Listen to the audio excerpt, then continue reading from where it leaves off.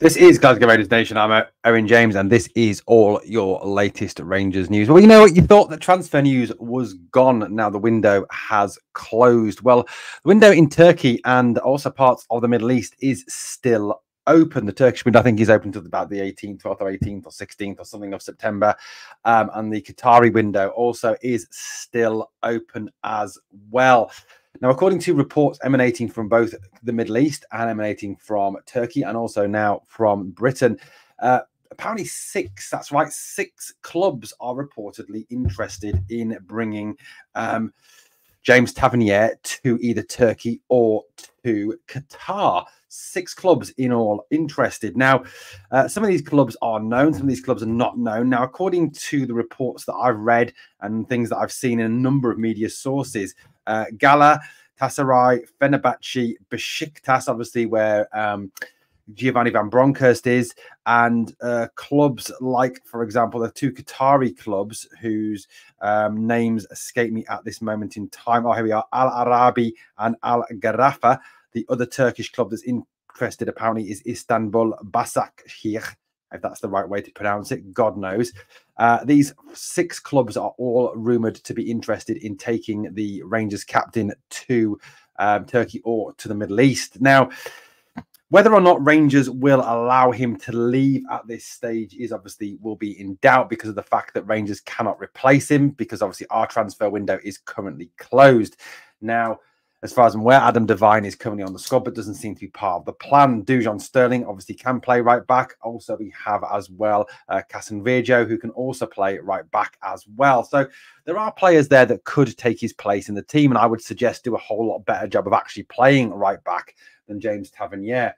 Now, James Tavernier has started the season in a very, very appalling fashion. I think, you know, if you look at it dispassionately and with a reasoned head, and you look at the actual games that he's played so far for the club this season, both in Europe and domestically, he's been one of the worst players on the pitch. His passing has been, you know, all over the place. Dyson Maida ran absolute rings around him again last Sunday. Teams are persistently targeting the right side of our defence. He looks very disinterested. He looks to be lacking pace. He looks to be lacking in a lot of areas. So, you know, if we can get a bid for him, you know, if one of these clubs was to, you know, come in and these rumours, these stories were to come to fruition, then I really genuinely hope that the club will show, you know, some common sense and actually, actually go to one of these clubs and allow the club to buy James Tavernier. I can see that I can see the club blocking it, which I think would be ridiculous and absolutely short-sighted and just a stupid move on behalf of the club to block this move. I think if there's a chance to get rid of him, now is the best time to do it. Look, I'm not saying that Tav hasn't been a good servant to the club in the past. I think he has. You know, his numbers speak for themselves. But in terms of him as a captain, he has been one of the poorest Rangers captains of all time.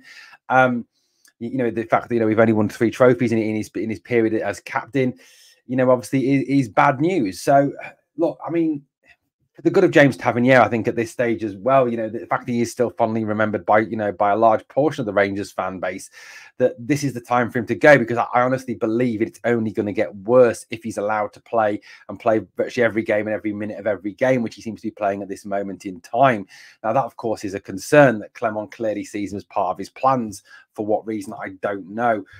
I mean, I think, you know, I don't think I'm on my own in saying this. I listen to a lot of Rangers podcasts, Rabble, I listen to Club At, you know, Rangers Review, lots of podcasts. And to me, it seems that everyone is saying the same thing, that, you know, now is the time for James Tavernier to move on.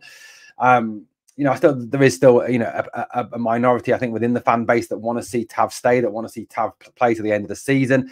And there's also that rumor as well that he wants his testimonial money as well, which, you know, hopefully if he does get a testimonial and he is here for a testimonial, that money then goes to charity and not to Tav. I think, you know, for me as well, there's been reports in the media that according to, you know, one of the reasons why he may want to move is because of the fan abuse that he's had. You know, that video obviously that aired on social media of the fan abusing him, swearing at him and telling him to F off and telling him that he was a loser. You know, that's another reason why apparently he may want to leave, because of fan abuse. Now, I don't, you know, for a minute think that that would be the only reason that he would leave. You know, players are you know, modern players are used to getting abuse all the time from the crowds. I think people get a little bit too worked up over the whole situation, you know, and I think some fans need to take a hard look at themselves. I mean, you know, if you're going to sit there and tell me that you've never shouted abuse at a player from the stands, then I'd say that you were probably lying. You know, I think we've all had a go at players from the stands, you know, when they've missed chances, when they've missed tackles, when they've given the ball away. You know, we've all had that moment, you know, when we had a go. So I do think that, you know, that players are more used to that these days, no matter how it comes about.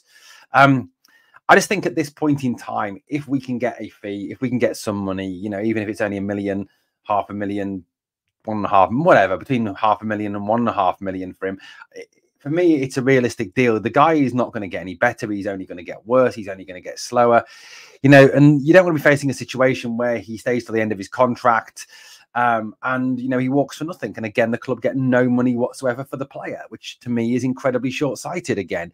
So, you know, if these moves can come to fruition and, you know, that someone can come in for him, I really hope that it goes ahead. I hope that we can get this pushed through before the Turkish or the Qatari window close. Now, people obviously think, well, why would he want to go to the Gulf state? Well, there are examples of European players already out in Qatar. Marco Verratti, the former Italian international, plays out there. Joe Zalou, who's the Spanish international, he plays out there as well. So there are European players already out in Qatar playing. So there is sort of an example of that already. So, look, I think, you know, if we can get this move over the line, if we can get James Tavernier out of the club, I think that will be a very good move for Rangers. And like I've said, you know, there's Caston Weirjo who can play at right back. There's Dujon Sterling that can play at right back. I just think now is the time for him to move. I think for the good of him and for the good of the club, it's time to move on. I do have a real nagging worry, though, the club will block this move due to the fact we obviously can't replace him. I really hope that Philippe Clement, Niels Koppen and the football board are not short-sighted. Although with the management and ownership of this club, nothing ever surprises me. Guys, thank you for watching Glasgow Rangers Nation. As always, on the way out, please smash that like. And remember always, we are the people.